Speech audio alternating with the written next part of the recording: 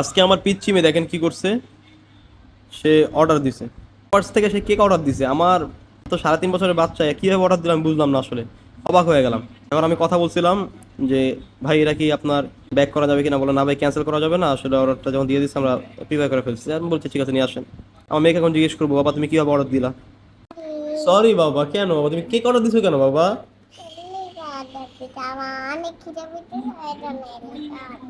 অনেক খিদে পেয়েছিল তোমার জন্য কেক অর্ডার দিছো তুমি? দেখি তো কেকটা, আসো দেখি আমরা, আসো আসো।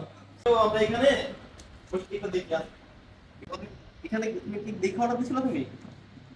কেমন কেক ছিল দেখতে? আচ্ছা ঠিক আছে। দেখি কপার থেকে আমার মেকআপ অর্ডার দিছি। জীবনের প্রথম মাশাআল্লাহ অনেক সুন্দর হয়েছে। এত বড় কেক তুমি অর্ডার দিলা? হ্যাঁ, এই যে মেয়ে কেক অর্ডার দিয়েছেন যে নিজের থেকে আর কি, ডেলিভারি দিয়ে গেল কিছু ওনাকে। আমি অবাক হয়ে গেলাম, কেমনে দিল? ভ্যানিলা না? অনেক সুন্দর হয়েছে। কিভাবে বুঝলে অর্ডার দেওয়া যাবে?